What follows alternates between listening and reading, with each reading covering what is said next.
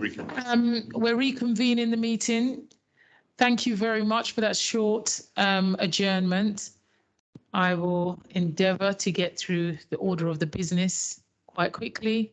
And the Borough Commander, Caroline Haynes, thank you very much. Sorry for that interruption.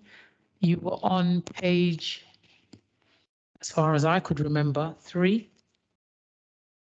That's where the distraction was. It page 2? Okay, page 2. So if you can just pick up from where you left off, I'd be very grateful. Thank you.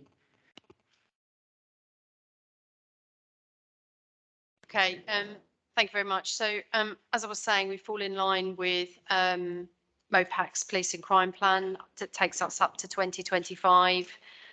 Ultimately, we are aiming for better outcomes for victims from the criminal justice system, a reduction in key high harm crimes, which include violence against women and girls, hate crime, and the most violent offences that incorporate knife crime and other violence against the person. We're also aiming for an increase in public confidence, which is obviously a critical issue for us at the moment. Following consultation, the priorities for Haringey specifically were agreed as non-domestic violence with injury. That incorporates knife crime and also robbery. But we do have, as per that slide, which I think Philip's probably trying to get back on the screen, that there are a number of other areas of focus. And I have to say that that does bring us in line with the Met's direction on the performance framework that we have in the Met, which is the reduction and detection of the most violent, highest harm crimes that matter most to the public. So if you look at the following slide, number 3, we can look at our crime performance overview to September 2022. Probably bring Sandeep in a short while, but in essence, what you can see there is our rolling 12 total notifiable offences, so the actual number of total crimes, and then a breakdown by the individual crime types. And you'll see there the 12-month change against this time last year on a rolling 12 basis. There is a slight caveat with this data because the current rolling 12 is September 21 to 22. Which compares to September 2020 to 21, some of which was of course, part of our lockdown period during COVID. And you'll know that crime reduced during that period. So comparisons to anything that relates to, in part, a COVID period is not necessarily a good comparison. What is most useful to look at is the 3-year direction of travel. And as you will see there, we have had some particular successes over a 3-year period around the areas that we are focusing in. Knife crime with injury is a particular success, as is overall knife crime and as is robbery, reaching 45%. And in fact, last performance year, we were the lowest for North Area, which is Haringey and Enfield combined. We were the highest in terms of reduction of robbery. So we had a particularly good year last year for reducing robbery quite significantly. And I think the thing for me to take away from this data also is that in most of those key areas, we are performing well compared to the London average, and particularly in those crime types where you'll see taking violence with injury, for example, and knife crime offences, a much higher increase across London more generally compared to Haringey specifically. The other thing that I always like to point out when looking at data, as opposed to a rolling year, is I like to look at performance year to date, which goes from April to present. And when comparing April 2022 to present against last year, the same period, again, you see significant reductions in those key areas, which is really, really positive. So it's more of an indication, I would say, that the short-term trend is positive around those key areas. So, Sandeep, I don't know if there's anything else you particularly wanted to say about the crime data there. On that slide, I think. Yeah. Okay. Do you want to take us with that one, slide 4? Yeah, sure. Great, thank you. So with regards to the next slide here, which shows the overall distribution of recorded crime across the borough in the last 12 months, you can see from the heat map essentially showing the wards with the highest volume of crime shown in red all the way through to green. I'm sure the eagle-eyed amongst you will have noted that these are the old ward boundaries rather than the new redrawn ward boundaries. And we're just waiting in terms of a technical issue in terms of getting the new ward boundaries for crime data. But going forward to the subsequent meetings, we are expecting the new ward boundaries to be reflected within this data. But as you can see the wards with the highest volume of crime, again shown in red, and the table to the left side of your screen also shows the change in the volume of crime over that 2-year period. As the Borough Commander has already pointed out, that does compare part of the pandemic period to post-pandemic period. And as expected, we have seen increases in crime in a number of our subcategories, and in some pockets of the borough, we have seen increases. And it is quite positive to see that whilst there has been an overall increase of 1% in the borough, which clearly isn't where we want to be, that is a much smaller increase over the same period than most other London boroughs. So still work to do, but relatively Harringay is performing marginally better than the London average within overall recorded crime.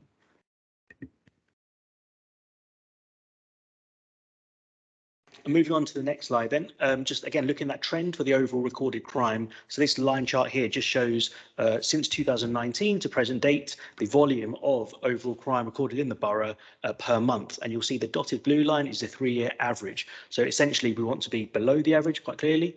And as you'll see, we did start off in 2019 being above that average figure, that average baseline essentially, but in recent months we have stayed below or closer to the average levels of recorded crimes. That is quite positive. And as I mentioned, there has been a 1% increase year on year in overall recorded crime, but compared to where we were 3 years ago, i.e. the pre-pandemic average, we are actually still noting a 10% reduction, which again is better than the London-wide performance. The next slide here looks at public confidence. Caroline, did you want to take this next slide? Yeah, sure. And I mean, as you can see there, we are pretty much mid-table in terms of public perception. The notes there show that this is a significant improvement compared to for the last 5 years, we've been consistently in the bottom 5 boroughs. So that's a really positive increase.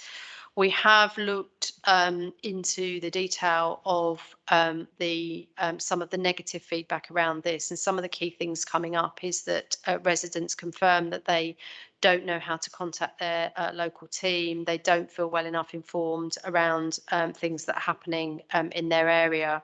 So I think for us, one of the key things that we're focusing on moving forward is making sure that communication improves between our local teams, ward teams, that is the Safer Neighbour teams, and the local residents in those wards. We've already started some of that, particularly in some of the more challenged wards that you saw on the map previously in red. So as an example, tailored newsletters have gone to residents in some of the key wards in those areas, actually written by me, introducing myself to the residents, talking about priorities in those particular areas and telling them the work that's ongoing. And that includes a number of those wards. And so far, there's been quite positive feedback from that. The other thing I'd like to mention in this area is that a lot of the data around public confidence and what we call the public attitudes survey that determines how people report their confidence in policing is quite reactive, slow to react. It's MOPAC gathered data and it's only refreshed every 3 months. So what we are working on now is a trial with a new company application called Zen City, which is much more data driven, very much more hyper-local. So again, this data that you see is the lowest level that we can go to is ward based. So Zen City allows us to be much more hyper-local into particular areas, and it allows us to respond more directly to feedback and get feedback from residents when we do initiatives in their area. So it's in progress at the moment, the trial for Zen City. But the idea in simple terms is that we would do an initiative in an area that's more challenged around public confidence. We would then launch Zen City to monitor the impact of that and quite easily and quickly tell, whether that's been successful or not. So that's one of the key things that we are doing in order to try and improve our score on this point. But I guess overall the message is that that we are making definitely making positive inroads in terms of the over the last 5 years.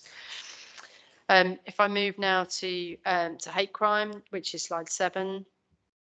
So I'm always quite cautious around reporting data for hate crime, as I am for domestic abuse, because what we know about hate crime and domestic abuse is and indeed sexual offending, is that that is widely underreported. So to say we've had a reduction is not necessarily a good thing. For example, when you compare to a reduction in knife crime or reduction in robbery or reduction in burglary, that's much more easy to see a positive out of reduction in offending, but that's not the case with hate crime. And we'll come on in a little bit to talk about some work that we're doing to, in fact, improve reporting in hate crime. So I would expect to see an increase in hate crime.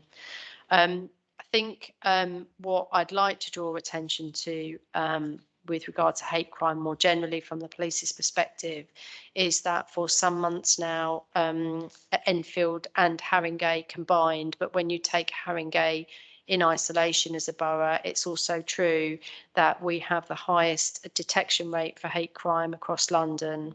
And that is now in the region of 19%, just over 19% as I sit here today, which is well above the 15% Met Police aspiration.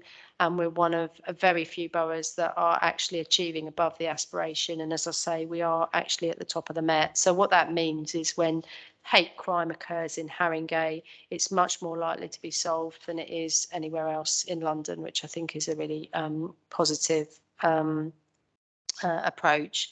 And part of the reason for that is a recent restructure in the way we deal with hate crime in terms of the investigative capacity and the skill and expertise of our hate crime investigators, as well as encouraging reporting and improving on our victim care so that we can support victims through various processes and various parts of the criminal justice system. We do, though, have, in addition, a new officer who has recently arrived in Haringey as the hate crime. Sorry, forgive me, as a support hate crime support worker, yes, which we will go. Gavin will talk. Lead, yeah, strategic lead, which we can now talk a little bit about. Excellent, thank you. So just moving on to, sorry, previous slide. Thank you. So some of you may have met Heather Hutchins, who's the hate crime officer. She's been in post for 2 or 3 months, and there are sort of key approaches in terms of the raising awareness. But specifically, we were asked to look at ways of which reporting could kind of increase, so that we've sort of focused on that. So what we're obviously doing is partnering with community organisations and third-party reporting services to strengthen that process. Also, there's some ongoing kind of training of frontline organisations, including schools and staff, to help respond to the hate crime. We're putting the resources also into celebrating the diversity and individualism and a sense of community that are made to the educational settings, so that younger people can feel confident about reporting, as well as encouraging residents and businesses during our community safety weeks and our weeks of action, and any sort of successes that we want to sort of publicly, if you like, advertise. So in a sense, we're raising the profile, training, and helping to ensure that people do report or can report in different ways. So it's a sort of combination of different effects and different approaches.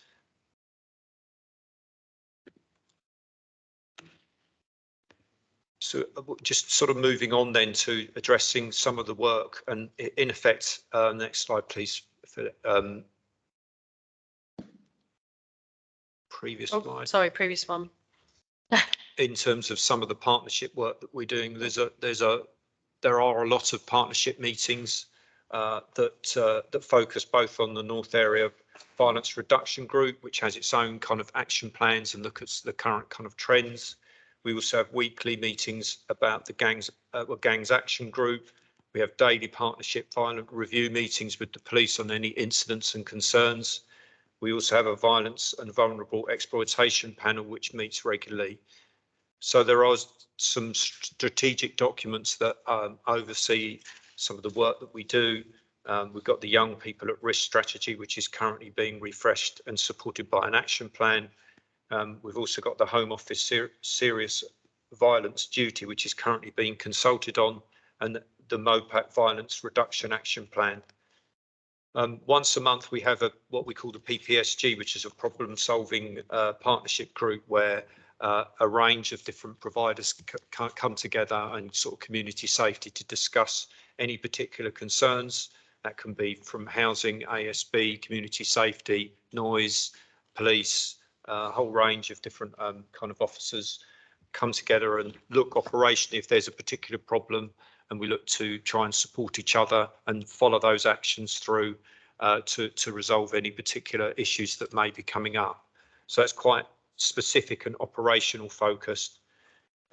Also updated, I think, previously about our kind of weeks of action. So the first one took place in Bruce Grove, and our next week of action is in Wood Green in early December, which is about increasing the kind of profile of some of the council services in a holistic way, not just around community safety, but also hearing what concerns residents may have and trying to deal with the feedback from that.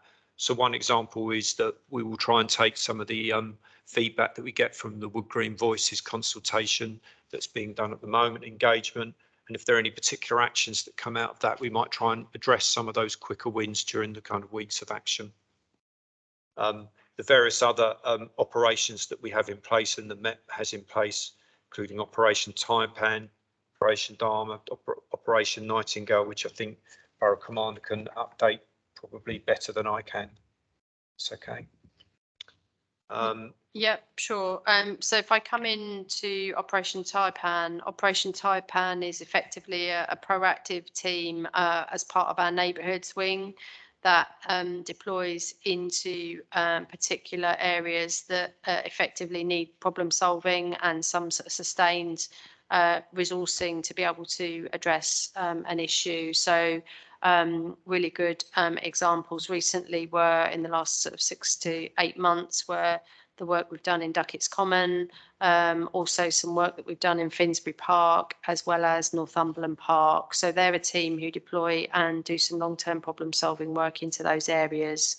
Operation Dharma is some work that we do across our schools and colleges to engage and support and allow younger members of our community to report, particularly around the sort of violence against women and safety aspects. So giving them an opportunity to give us feedback around where they feel unsafe and the risks that are connected to that. Operation Nightingale is a new MOPAC funded initiative that sees us increase deployments in particular hotspot locations. And again, these are hyperlocal based on our highest harm wards. They're based around violence and they've been chosen by MOPAC based on years worth of data that show where our highest levels of violence and criminality are. So they're geographical areas that, as I say, quite small, called hexes, which are hexagonal shapes based on the data and are areas where we focus visible policing presence over a sustained period of time, backed up alongside some problem solving work to do some long-term cleaning up in any particular area. And examples, you won't be probably surprised to know of where they are happening, are in our highest harm wards that you will have seen on one of the original slides, the ones that glow red, which include Knoll Park, Northumberland Park and Tottenham Hale. We also have a long-standing operation called Divert, which takes place in our custody centre, which is basically to identify proper avenues of support for young people who are arrested. That kind of early intervention and teachable moment, really, to be able to refer young people in custody into services that can support them and ideally divert them away from any further offending. So moving on, just in the interest of time, to slide 10, which talks about the fact that our community safety strategy is in the middle of being refreshed. Sorry, if you just have the one before that. Thank you, Philip. One before. Yeah, so basically, we have completed a strategic assessment that identifies the longer term trends and drivers of all our key crime types that we will have been discussed in this meeting. And that's backed up by consultation and engagement across the partnership, and obviously aligned to MOPAC's strategy also. And the early view on that suggests that we should retain our priorities for the coming year as robbery and violence. And that will be really key to where we focus ourselves moving forwards. I think there's just a couple more slides to talk about performance, some of which I think most of which I've already covered. So slide 12 talks about hate crime detection rates actually gone up since I wrote this presentation by another %, which is really positive, above the Met average, as I mentioned earlier, above the aspiration, and at the top of the Met in terms of our detection rate. What we do see, regrettably, on hate crime, though, is that overall satisfaction for our victims who have suffered hate crime is at 60%, which is below last year. And when you dig into the detail of that, it turns out that satisfaction with follow-up is the lowest, which we need to prioritise. So although we're doing really well around detecting hate crime, what we're clearly not so good at is keeping our victims of crime informed and updated. And that's an area that my team are actively prioritising in order to raise the overall satisfaction figure that you see there. We've spoken just now about how we're working across the partnership in hate crime to improve reporting and enhance support. And I said at the beginning that I'd also been asked to provide a short update on domestic abuse. We have a number of initiatives in progress, opening up channels for third-party reporting and opportunities to refer in. We've got a new team called Adapt, which I'll go on to in a second. Our independent domestic violence advisors are allocated to our victims of domestic abuse to support them through the process and try and remove some of the barriers that they encounter in terms of reporting, and effectively give them that support to progress through the criminal justice system if that's what they want. The ADAPT team is based on a principle that we know that not every victim of domestic abuse wants a criminal justice outcome. And by that, I mean they don't always want a suspect charged, and they don't always want to take that case to court. What they often want is naturally to assure their own safety and to manage the risk against them. And we have a variety of judicial orders that we can deploy in order to support managing the risk. It's not unusual. It is entirely possible to have a detection, so a charge for domestic violence when the victim is not engaging with police, which is known as a victimless prosecution. That's entirely possible, but I would say that that is less common.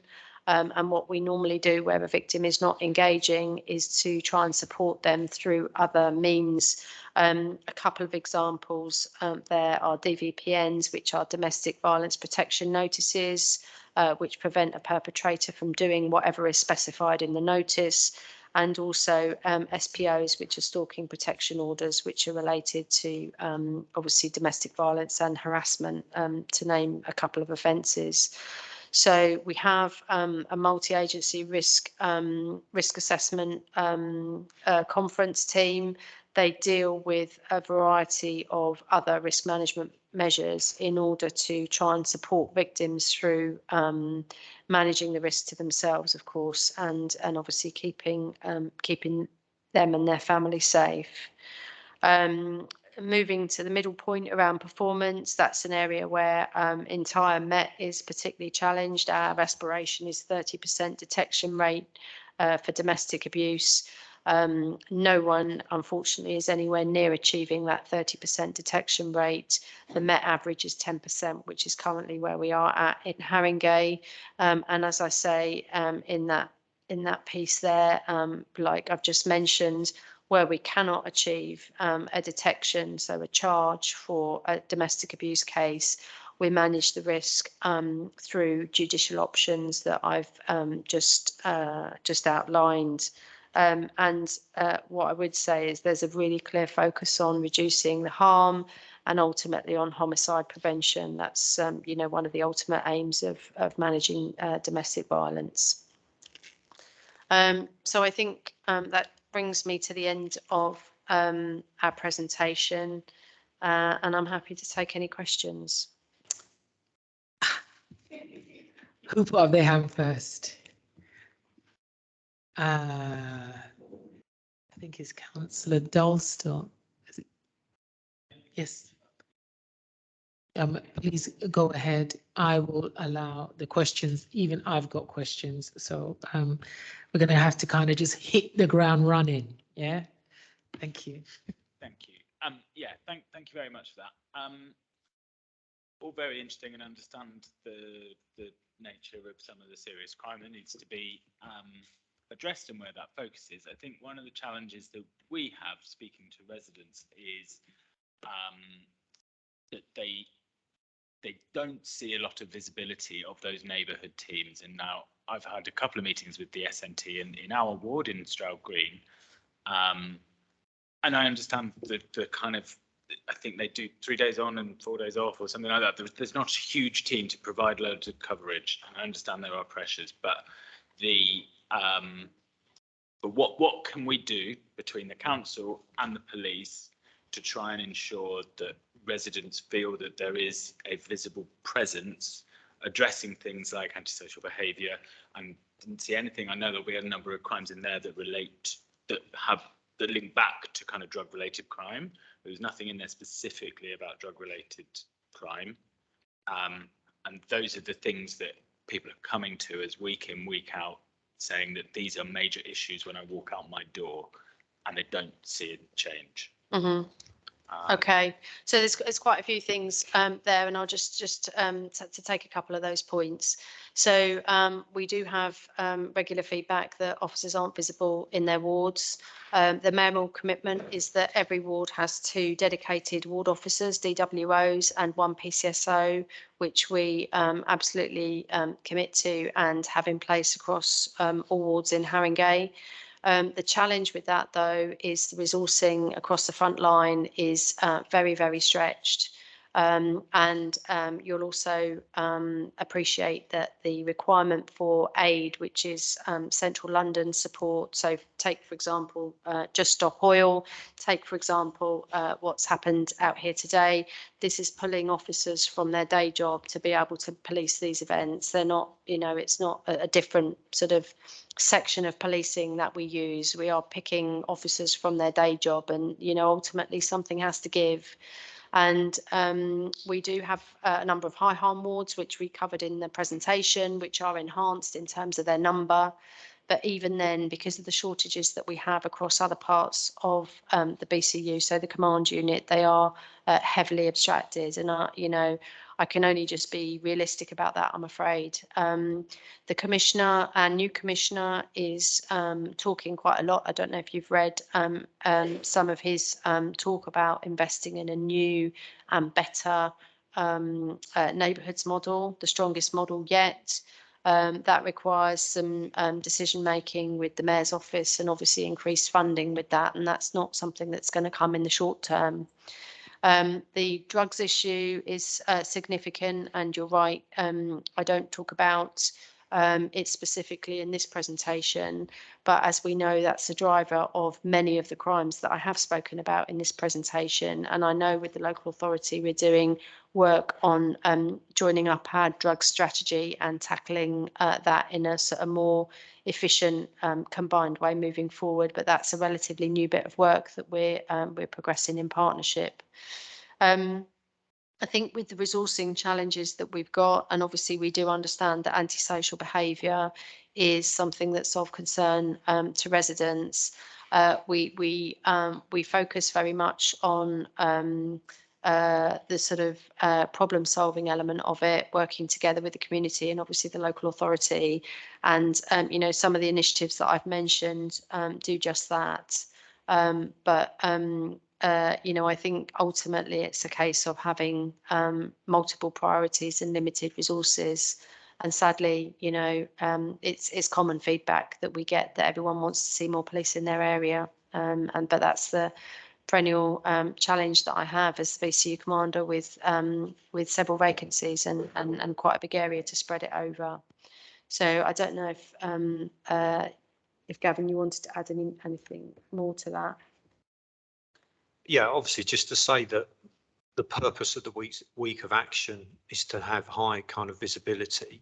And what we're trying to do is link in with the police have a similar initiative called their Positive Action Initiative, which is also about a high visibility within a specific period of time. So, you know, that's one of the things that the local authority are trying to do. So not just the small team of ASB officers that we have that primarily do their work in and around council owned properties, but all of the officers, including, for instance, private sector housing officers, trading standards officers, food officers, hate crime officer, all you know, noise officers, whoever's sort of out, we're basically asking for a higher visibility, whether even the cleansing team, litter enforcement officers, etc., just so that people think, well, you know, there's something going on here, and they can feel that together with the police that we're trying to sort of, you know, tackle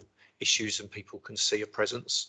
But there's obviously, we can't be doing weeks of action every week, so they're kind of once a month, and they'll be all around different parts of the borough according to where the different problems and priorities are.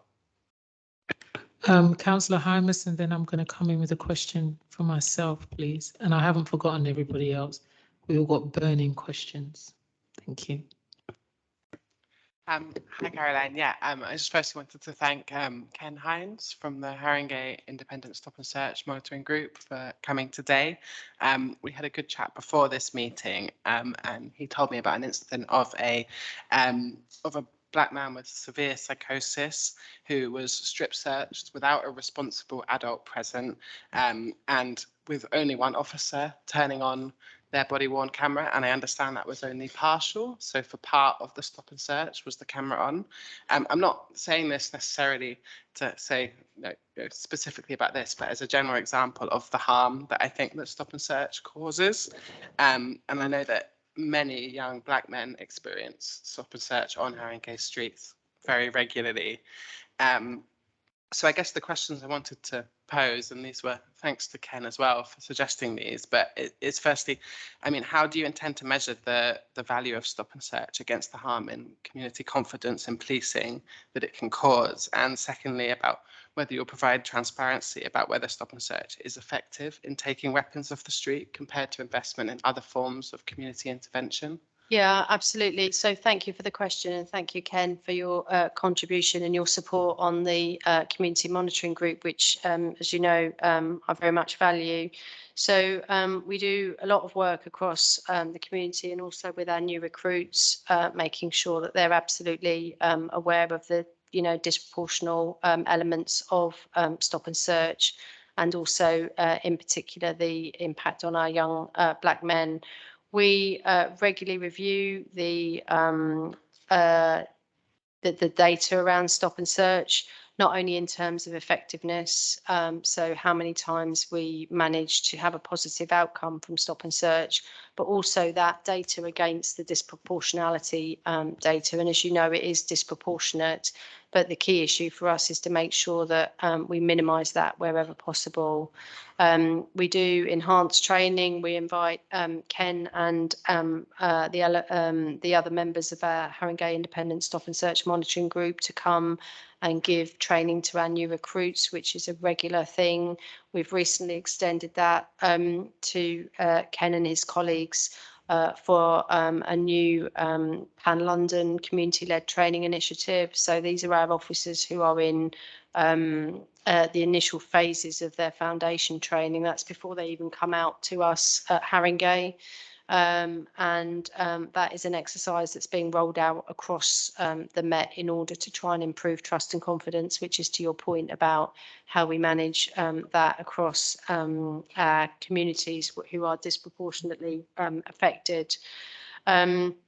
We do deploy a number of external resources, so in particular our Territorial Support Group, also known as the TSG, and also our Violent Crime Task Force, the VCTF, who are pan-London resources who come into us at Haringey to support us with our violence issues. And, you've heard before about our focus on violence and our assessment as to where we need those additional resources.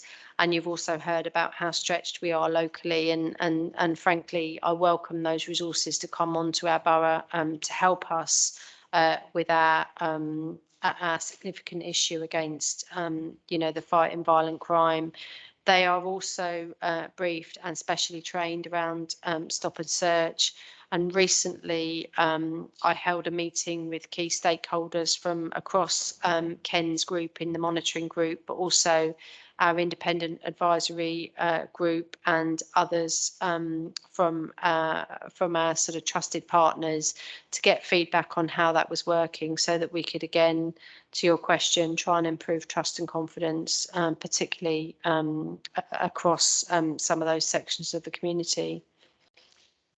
I don't know if I can't remember if I answered the second part of your question, but yeah, I think so. I mean, the second part was just about whether the harm, I guess, that stop and search can do in terms of confidence in policing, whether that justifies its use compared to putting time and resources into other methods of taking, weapons off the streets. Yeah, I have to say it's a really difficult one to measure, because we don't have an indicator of trust and confidence and community sort of confidence in an area as a result of a stop and search tactic. All we do is have sort of the more sort of qualitative data that people are telling us about how they feel around stop and search, which I completely understand, but we also have to weigh that up against the fear of crime and the fear of knife crime, and the fact that we're doing a really good job in terms of reduction of our highest harm knife crime, which to me shows the success of deploying officers into some of those key areas.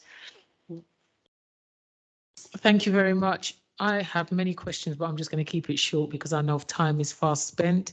And I know that other people here have questions as well. My one question to you, well, it's a question with two arms. First of all, it's public confidence in the police. And I've been around Haringey all my life. So I've been here all my life, could have 40 plus years. And I have seen confidence decrease, especially in the Black community. We talked about visibility, and that's really important. And I'm wondering who your target audience is and how you ascertain your target audience. Who are your movers and shakers? Which parts of the communities are you going into to make an impact? And if you have high visibility, low impact, so when you see the police, they're more of your friends. My mother told me as a child, you catch more bees with honey than vinegar. So how much are you actually engaging? When I'm here long enough to know Stephen James, when he was in the borough commander, he was in the community, shoulder to shoulder with us, getting to know us, coming to drama groups, doing all those things. So he was extremely visible. So even the community, if they needed something, they went straight to the top of and there was a rapport, a relationship. And I don't really see that anymore. So that's my question is, who is your target audience and how are you going to bring the community to work cohesively with you like that? So that's a big question. Yeah. So it is a really big question, and actually, I was a police constable in Tottenham at the time when Steve James was my borough commander back in the 90s. So I've also got a really long history with Haringey Borough and Tottenham in particular. I will say I think times have changed for policing. You know, the model is completely different now, and how we are set up, and geographically the responsibility for a BCU commander is much broader than just Tottenham as a division, which was what he had when he was there back in that time.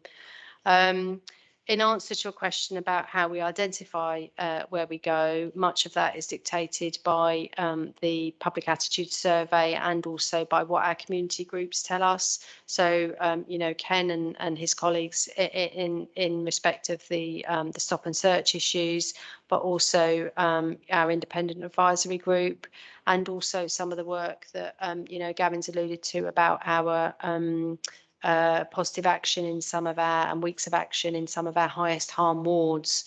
We're very much driven by the data, which I think is really important, but also the feedback that we're getting from local communities. So I would say it's a mix of both.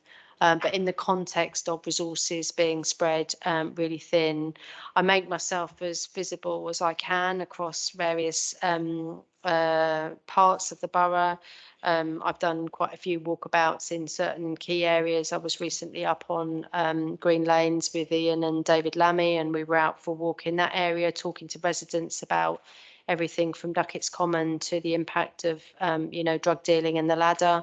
But I think, you know, that there are many, many issues, and we have to try and spread ourselves across a wider expanse. And yeah, I have to say things have very much changed in my almost 30 years police service. Mine is 30 as social worker, yeah, so yeah. Is Councillor Emery, then Councillor Carvero and Councillor Wallace, please. Thank you, Chair. Much appreciated. So the new Met Police Chief has promised, and I think this has been rolled out across the rest of the forces across the UK, that all burglaries are going to be visited. How's Haringey performing compared to other places in London? And also, how long do you think it'll take you to see progress towards that 100% target, and then following that to reach that target that the new police chief has set? Yeah, so I mean, I don't have the exact data for that. It's something I can report back into. I'm not sure what the mechanism is for reporting that back, but I'm happy to do that. Certainly that's my expectation across Haringey. I'm not comfortable with a position, frankly, where we don't visit victims of burglary. I think it's a horrendous crime with really significant impact on victims. You know, I was burgled in the 80s and still feel that that feeling very strongly, actually, when I think about the burglary and that invasion of my home as a child as I was at the time. And I think that the situation around burglary is that every burglary also has what we call cocooning, so visits, enhanced visits in the area of a burglary by the Safer Neighbourhoods team to make them aware and obviously do some witness inquiries. But the actual visiting is and how far away from that we are at the moment, I don't know, but I can certainly report that back. I think there's an option for a written response back. Yes, if you can at all, provide a written response to the panel. Yep, so that we can have so it. That I'll would be report really back into grateful. Philip. Yeah, that's Thank you fine. very much. Then I said Councillor Carvero and then Councillor Wallace. Is that okay? Thank you. Educational is the prime issue for all children, for all adults, really. So has the police, or do the police go to schools and talk about crime? And when I say talk about crime, do they talk about crime across the board, especially in view of the racial disparities and the racial issues we have in this country? Yeah, so the short answer is yes, we do. Every school across the borough has a designated schools officer. So they are assigned a named officer who is a direct link with that school. And the responsibility of that officer is to do a variety of things, everything from, supporting the staff with sort of any children who are on the periphery or involved in crime, and indeed crime prevention and the sort of areas of sort of student safety, really a wide variety of things. We also have in our partnership and prevention team, which is part of our Safer Neighbourhoods, a youth engagement team, which again does engagement with young people, not just in schools, but around youth centres and other sort of areas that they may be across certain parts of the borough. So yes, is the short answer. It's very much what we do. But is it a success because young black children are still more likely to be incarcerated? Yeah. So, I mean, so the disproportionality for young black people and young black men in particular, it is a much wider sort of complex issue, I would say, than just the school's engagement work. I don't think it's necessarily a good test of whether it's working or not, is to say, how good are your people in your schools? I think it's much more of a social issue and much broader than that. Is it working? I think when we look at our reduction in serious youth violence, our reduction in homicide, our reduction in knife injury victim offences, which is all the data I went through in the performance pack. I think if you look at that as a measure, I would say it is working. But as I say, there are a number of factors to the disproportionality point, but also there's a number of influences around sort of knife crime and youth violence over and above engagement with young children in schools, a much broader piece of intervention, early intervention and help and diversion, as well as obviously enforcement. So it's quite a complex situation that. Thank you, Caroline. Councillor Wallace, and I do believe you want to give a question as well, Joy, and then Councillor Worrell. So Joy, please. Thank you, Chair. Two questions. I just want to ask the social services involved when you do the work in the custody suites with youth offenders as part of what you was referring to earlier on. Yeah, so it's directly related to the local authority, and it is so the in custody worker is someone who identifies whatever measure might be appropriate for that young person, and certainly referrals into the local authority is one of them for social services. But I should also say that every time a young person has an interaction with a police officer, not just arrest, but any interaction, so they're stopped and searched, then a Merlin report goes on, which is processed by our multi-agency hub, which involves a referral into social services as well. So it doesn't actually need to get to the stage of arrest. Okay. And also when a young person is arrested, they're also entitled and must have contact with an appropriate adult. And again, that could be either a parent or guardian, or if it's not, if that person's not available, then how would you know who the appropriate adult is? Is there a list, or? So they would nominate a family member, and if that family member wasn't available or they don't nominate, obviously we go through, a process to try and identify alternatives. But then if those are all exhausted, then we would refer into social services to. Right. Second question is, right, because I'm sure looks like. You've got one question. Judicial order, how effective, what percentage is effective? And considering that there's not much visibility, high visibility of police on the street or in the stations, or any stations at all, like frontline officers, where people feel safer to actually go if something like that happens, or to try and get that enforced. Because I saw 2 policemen on push bikes about 2 weeks ago, and that's it. And trying to flag down a police car if you are in distress, most times they do not stop, which is quite worrying, really. So sorry, is the question around judicial orders or Yeah, the visibility? percentage and the visibility of police, and how do you get yeah. that enforced? Yeah. Councillor Wallace, I'm going to ask if you can just, because we're running for time, is it possible that you can just give a written response for that? Or can you? I can, so I haven't got the data around. That's what I thought. But yeah, okay. I was going will, to say, but I don't think you would have the data here and now, so it's a bit of a complicated. The only thing I would say about that, to just answer it in 10 seconds, is it's hard to measure how effective a judicial order is, because the whole point of a judicial order is to prevent a crime from happening again. And you never know whether it was the order or something else that happened. And of course, the prevention, so the non-crime that then follows after that is a difficult one to measure. So if I've got a stalking order in place against somebody and there is no further stalking, then you would say that would be a successful order. Equally, a success could be that someone continues to stalk after that order and is arrested and charged with stalking. So you can look at success in 2 Which brings me forms, back to really. the visibility in the stations, but as I said, I'll accept a written response later on. And I'm sorry, I didn't get the question around visibility. Because normally if the order needs to be executed, well, you know, if I didn't want to use the internet or a phone, then I would like to go to a station. So there's no visibility at stations because there's very few stations that are open now.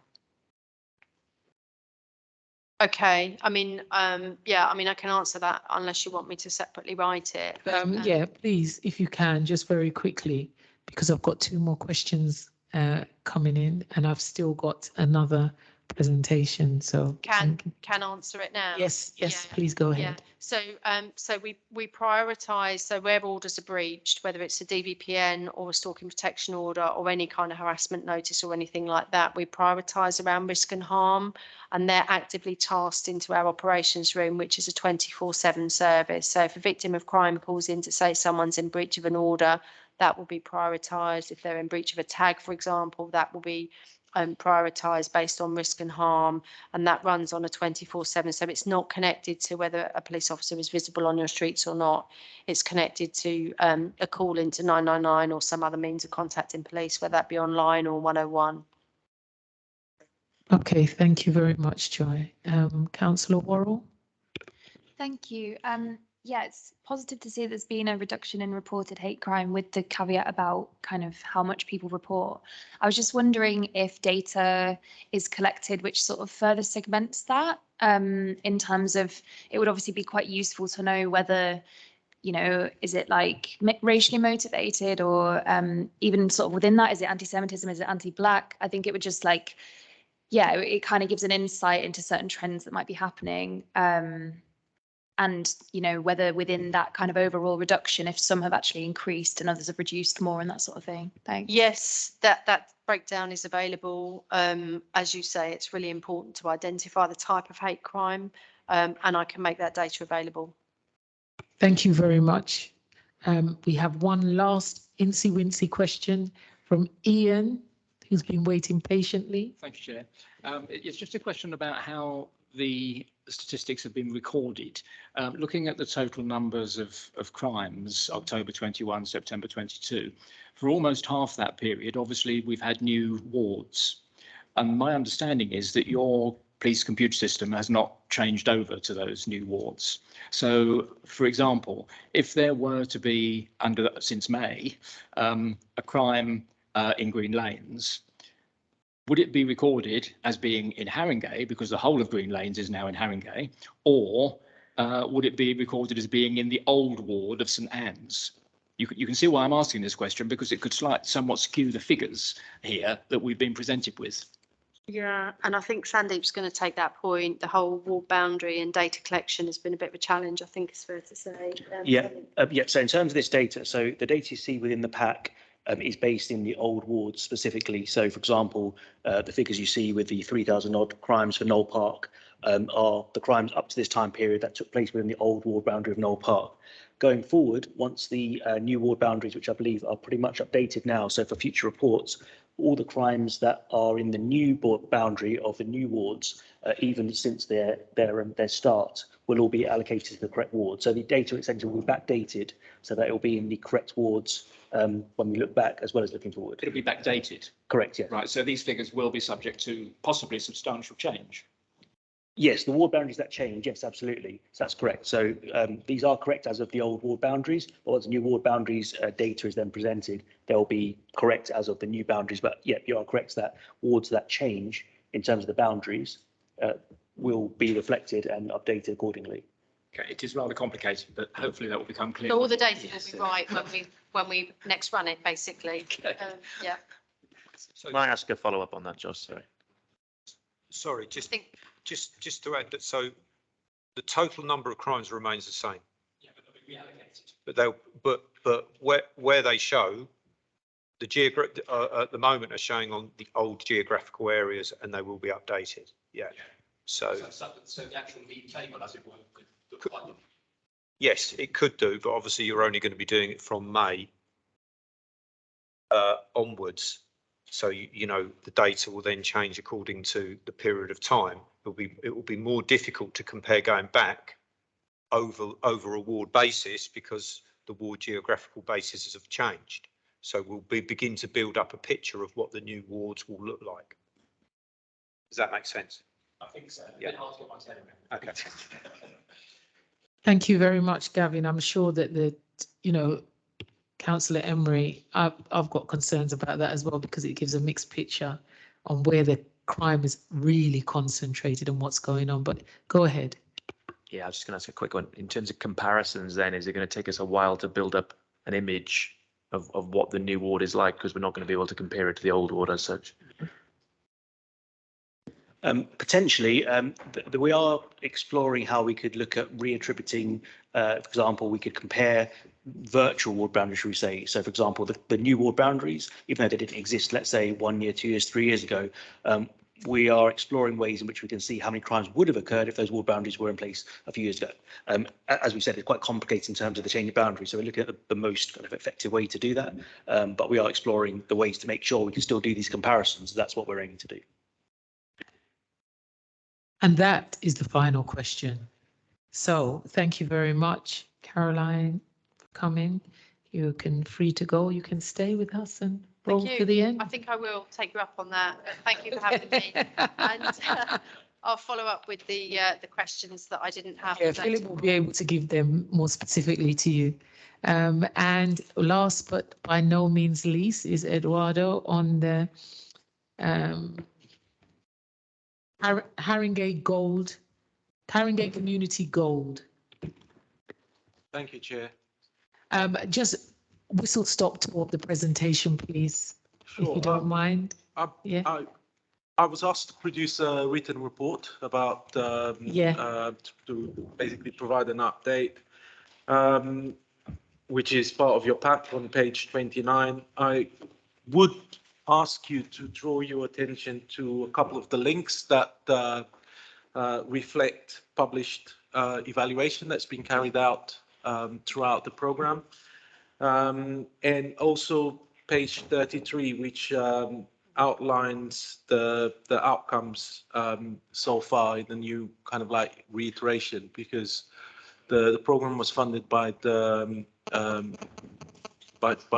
Mayor of London up until December last year, and is undergoing reassessment. Yeah, and I'm here for questions. Thank you very much. Anybody got any questions? Councillor Emery? Just the carry forward that you mentioned in the expenditure there, you've got 71,000 going forward there. Was that planned to be spent on anything, or is that just something that you've just managed to keep up on? It's on page 4. The carry forward expenditure relates to savings accrued within 3 years of delivery. Yeah. Any more questions from the floor?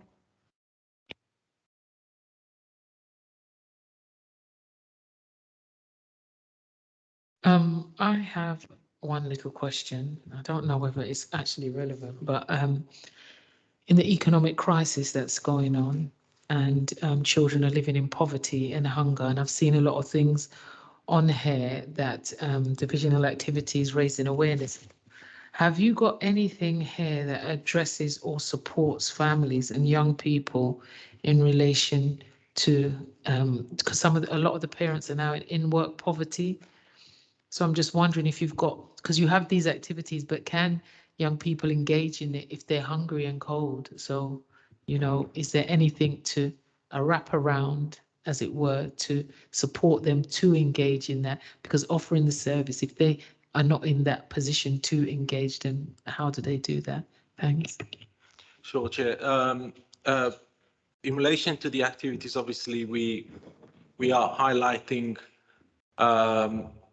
what we pay for, but in relation to actually what happens on the ground, it tends to be a navigation service in a sense of conversations are led by the young person, and depending on what the need is, that's how how the service is delivered. So, for instance, we've had numerous young people saying that they would like support in relation to accessing food banks, and the support was given. But from the perspective of what's been outlined and what the original call for action has been, is not really captured from that perspective. I mean, we do have a number of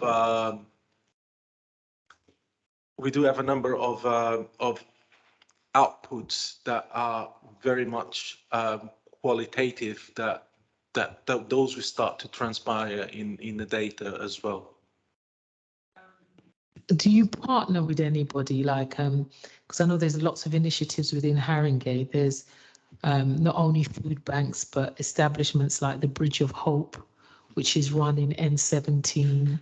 And there's that provides hot meals and foods and clothes, and they actually partner with Costco's and other really big agencies, and they're a charity that have outcomes. So they measure how much goes out, how many people are actually coming into their organization and what the need is. And what I have seen, because I'm go around the borough quite a bit, is that a lot more young people are coming in. Before we used to see a more older clientele, but now I'm seeing lots of more young people using Bridge of Hope. So I'm just wondering, how do you partner? How do you dovetail those organizations when you are working with London Elite, the YES program, energy support, my training, upskill, you know, raising awareness and, you know, for young offenders that, you know, how do you, what kind of mechanisms do you use? Do you do interface working? Do you do focus groups? How do you work with them to get a, you know, better outcomes for the youth? Sure. We've got the named partners. Previously, we used to have 10 named partners. Now we've got 6. And beyond that, we've partnered up to 75 organizations. And there's 3 types of partnerships that we operate under. Obviously, we've got the named partnerships. Then we've got a number of organizations that we partner with under MOUs, or sort of like memorandum of understanding. And we also have a number of partners, for example, Selby, where we partner more on an informal way, because we access large numbers of young people. All of these organizations in the community want young people to access their services, and this is something that we kind of like do naturally. I will take the name of that particular organization so I can. Yeah, I've got the details, and I'll be able to pass that on to you, and also how they run, because as the pandemic has gone, the increase, the influx that is there. So yeah. Sorry, Councillor Hymas, you got a question? Yeah, I wonder, like, so you're working with a lot of young people who have had gang affiliation or have been identified as vulnerable to that. Is that correct? I mean, there is a cohort that has got gang affiliation. If you the term gangs, when we're talking about young people, is a term that makes me a bit uncomfortable, to be fair, because a 12-year-old that is kind of like being associated with a gang is, I would associate that more with being exploited by gang members rather than being associated with a gang. But in general, this we focus on in terms of vulnerable young people, with a number of vulnerabilities. However, the service does not just cater for young people that are associated with gangs. If you look at the report on page 33 on the outcomes, where we've got 55 engaged through referral from core services, the majority of those would be young people that have been referred to us by social services or even kind of like early help, and those are the ones that will be kind of like closer to crime. I guess my question wasn't, yeah, I mean, Yeah. I agree with what you're saying. I guess my question was really about the overall attitude towards it, which you've identified. So for example, like the Met Police use like a gangs matrix, which like has a list of people who are thought to be associated with it and then are often singled out for high rates of, say, you know, surveillance. I'm wondering if that's something that you've come across in the service, if that's been a problem at all. It comes down to different cultures in the sense of like organizational cultures. Like for instance, is when we are dealing with the Met Police, they've got culture of enforcement. When, again, like I said, the conversation is young person led, and even when there's layers of access of information, and even when we do receive those referrals, I'll look at it and I'll do a risk assessment. Me or one of my seniors will do a risk assessment before it gets passed on to the engagement officers. The engagement officers often will go, when I say often, they'll always go with the perception of you are going to engage that young person as a young person rather than engaging them as a potential like gang member, which again, I don't feel comfortable with. Yeah. Thank you very much. Is there any other questions? No? Okay, we are going to say that number 9, as I said to you at the beginning of the meeting, if you can recall it, because it's such a long time ago, Councillor Adam Jogi gave his apologies, so that struck off. And it's number 10 now with the work programme, and Philip will introduce the report on page 37. And there is also the committee is asking to note the comments received from the Scrutiny Cafe event. So what you have in front of you on page 43 is the feedback from the scrutiny survey that took place in September. So the idea being that the sort of a combination of what was given on the online survey and the in-person meeting, that should sort of be pulled into our work programme, and the sort of, being mindful of that as we're going forward in terms of what items we discuss. So on page 37 is the draft work plan. It's just to draw your attention to this. It's for noting our next meeting is on the 15th of December. So part of that meeting will be dedicated to going through the budget, so making recommendations on the budget for next year. But we also have the Cabinet Member for Communities and Civic Life scheduled to come. So, and I guess it's whether you had any specific agenda items around her portfolio that you'd like to put forward. And if you do, please email me, either me or the chair. Thank you very much, Philip. Any items of urgent business? None. The future meeting dates are the 15th of December, the day before my birthday, so I'm open to have it. And the one afterwards is the 16th of March. So maybe on the 15th December, you can all meet me down the pub. So the meeting is now closed at 9:02. As far as thank you